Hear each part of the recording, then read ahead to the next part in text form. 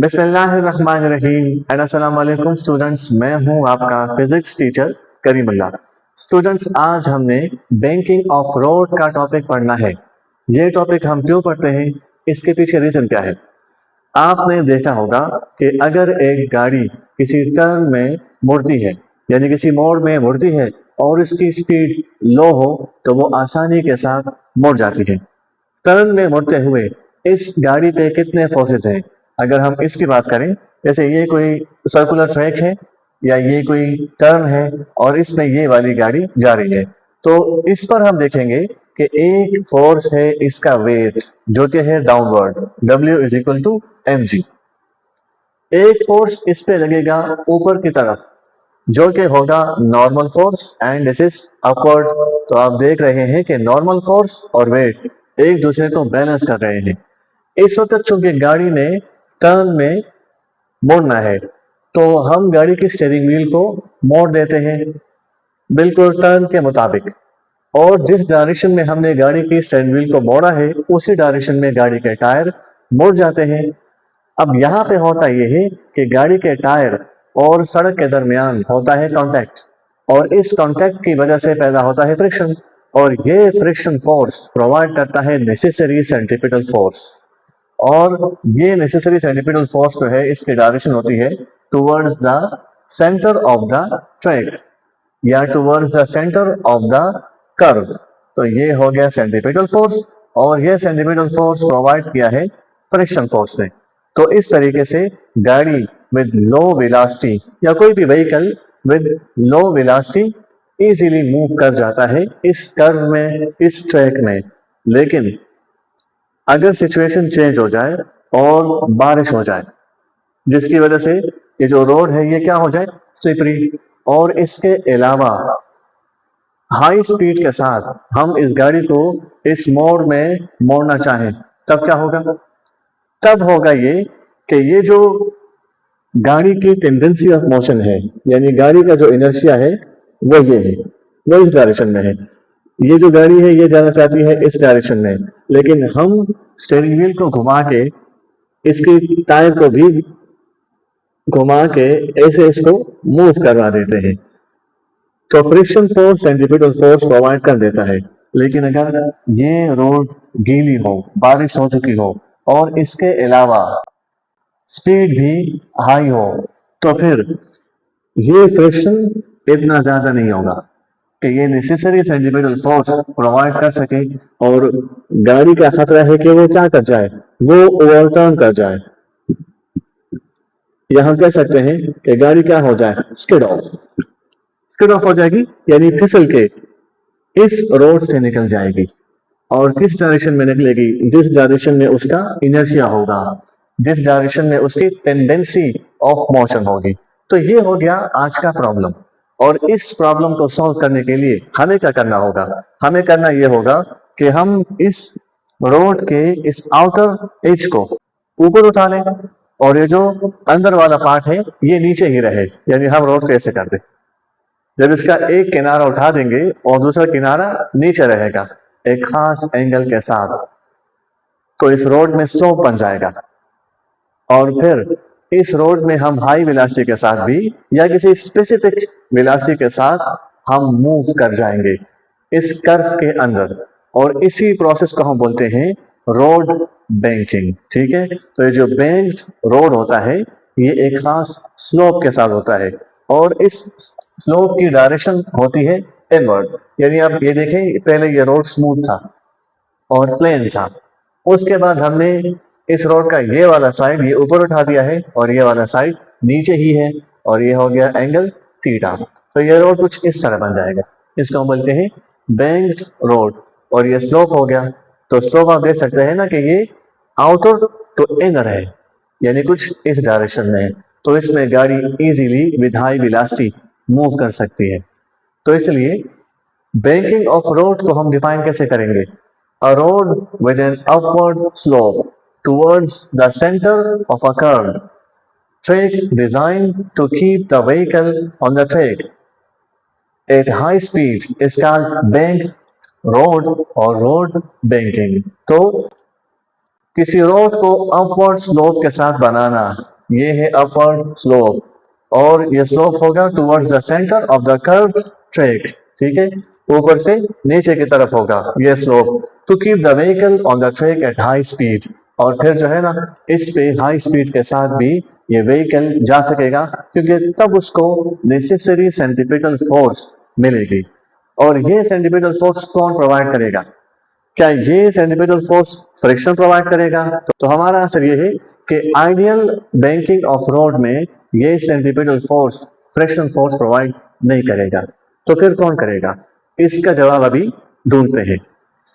अब इसके हिसाब से मैंने यहाँ पे एक डायग्राम बनाया है, और इस पे ये वाला व्हीकल मौजूद है, और ये एक बैंक्ड रोड पे मौजूद है, जो कि इस एंगल थीटा के साथ बैंक हो चुका है। अब यहाँ पे होगा क्या? होगा ये कि इस गाड़ी का जो वेट है ना, दिस इज वेट, ये इसकी डायरेक्शन हो गई। जब रोड प्लेन था तो नॉर्मल ऊपर की तरफ था और बिल्कुल ये टिल्ट नहीं था, लेकिन ऐसी कंडीशन में जब ये रोड बेंट हो गया है तो नॉर्मल को आप देख सकते हैं कि वो टिल्ट हो गया है। अब इसके बनेंगे दो कंपोनेंट्स। नॉर्मल के बन गए हैं दो कंपोनेंट्स, एक कंपोनेंट इसका ये बना है और एक कंपोनेंट इसका ये बन गया। अब इसको मैं कहूंगा ये हो गया थीटा। जब ये थीटा मैंने यहां पे बनाया है तो थीटा के सामने वाला जो कंपोनेंट है वो है n साइन थीटा, और ये वाला कंपोनेंट बनेगा n cos ऑफ थीटा। इस कंडीशन में नॉर्मल और वेट एक दूसरे को बैलेंस कर रहे थे, लेकिन इस कंडीशन में n cos थीटा वेट को बैलेंस कर रहा है। तो मैं यहाँ पे लिखूंगा कि W is equal to n cos of theta. W बराबर है mg के, तो ये हो जाएगा n cos of theta equation 1। इसी तरह अगर हम देखें ये जो n sin थीटा है ये, और यहाँ पे जो सेंट्रीपिटल फोर्स प्रोवाइड हो रहा है, सेंट्रीपिटल फोर्स तो जाहिर है कि इसी डायरेक्शन में होगा, इस कर्व ट्रैक की सेंटर की तरफ होगा, ये जो ट्रैक है इस तरह। तो सेंट्रीपिटल फोर्स और n sin थीटा, आप इन दोनों को देखें, n sin थीटा जो है ना वो सेंट्रीपिटल फोर्स को सपोर्ट कर रहा है, तो हम कह सकते हैं कि यहाँ पे सेंट्रीपिटल फोर्स कौन प्रोवाइड कर रहा है? यहाँ पे सेंट्रीपिटल फोर्स प्रोवाइड कर रहा है ये n sin थीटा वाला कंपोनेंट, जो कि इस नॉर्मल का कंपोनेंट है। तो हम यहाँ पे इसको ले सकते हैं कि n sin theta is equal to centripetal force. Centripetal force का फार्मूला क्या है?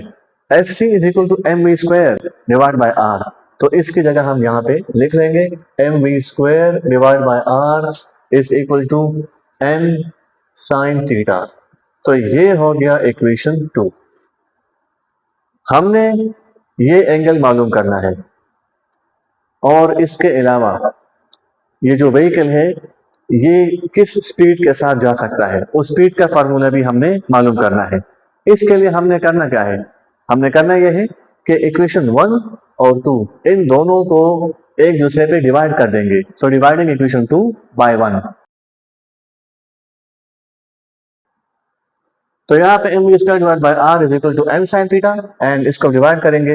डिवाइड बाय इक्वेशन 1 क्या है? mg is equal to n cos theta. तो इधर आ जाएगा mg इज इक्वल टू, यहाँ पे आ जाएगा divide by n cos of theta. तो यहाँ पे m कैंसिल हो जाएगा n के साथ, n कैंसिल होगा n के साथ, और ये g इधर आ जाएगा, तो ये हो जाएगा v square divide by r g is equal to sine theta divide by cos theta is equal to tangent theta. अब यहां से हम दो फार्मूलाज निकाल सकते हैं।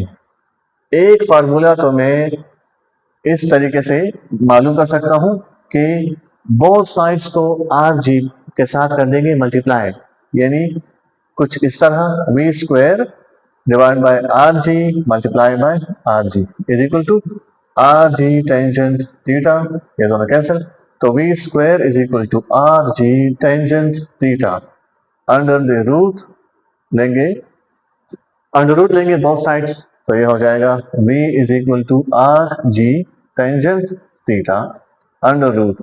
ये हो गया फार्मूला ऑफ स्पीड, कि इस स्पीड के साथ गाड़ी ने मूव करना है कर्व ट्रैक में। लेकिन यहाँ से एक फार्मूला और भी निकाला जा सकता है, और वो ये है, टेंजेंट अगर यहाँ पे आएगा तो ये बन जाएगा tangent inverse v square divide by R G is equal to, यहाँ क्या रह जाएगा, थीटा। तो थीटा का फार्मूला भी हम यहाँ से मालूम कर सकते हैं। तो इस इक्वेशन से मैंने ये दो इक्वेशंस डिराइव कर लिए। तो अभी हमने दो फार्मूलाज डिराइव किए अबाउट रोड बैंकिंग, एक स्पीड के लिए और एक एंगल थीटा के लिए। स्पीड का फार्मूला ये है, v is equal to under root R G tangent theta. अब इस फार्मूला में ये v जो है ना, ये डिजाइन स्पीड है, या इसको हम सेफ स्पीड भी कहते हैं। यानी ये किसी व्हीकल की वो स्पीड है कि जब ये व्हीकल किसी टर्न में मुड़ना चाहता है तो इस स्पीड के साथ इजीली मुड़ सकता है, सेफली मुड़ सकता है। आर क्या है, रेडियस ऑफ कर्व ट्रैक, जिस ट्रैक में व्हीकल जा रहा है और वो ट्रैक कर्व है तो ये उसका रेडियस है, स्मॉल या लार्ज हो सकता है।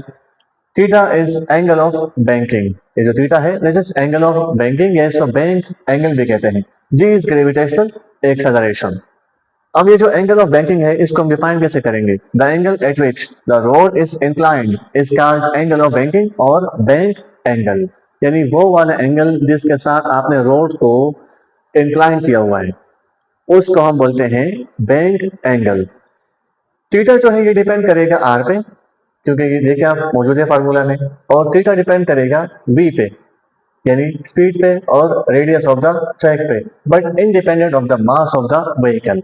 चाहे कोई मोटरसाइकिल है और वो उस ट्रैक में मूव कर रही है, चाहे कोई कार है या कोई ट्रक है, मास पे डिपेंड नहीं करेगा ये थीटा।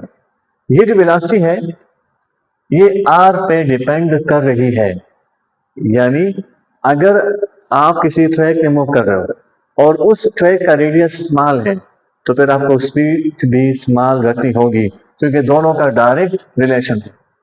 इसी तरह ये जो स्पीड है ये डिपेंड कर रहा है ग्रेविटेशनल एक्सेलरेशन पे, यानी आप किसी पहाड़ पे एक रोड बना रहे हो और वो रोड ऐसे घुमा हुआ है पहाड़ से, तो जितना आप ऊपर जाओगे उतनी ग्रेविटी कम होगी। जब ग्रेविटी कम होगी तो आपको स्पीड भी कम रखनी होगी, वरना स्किड ऑफ होने का खतरा बहुत ज्यादा हो जाता है। इसी तरह speed depends upon angle theta.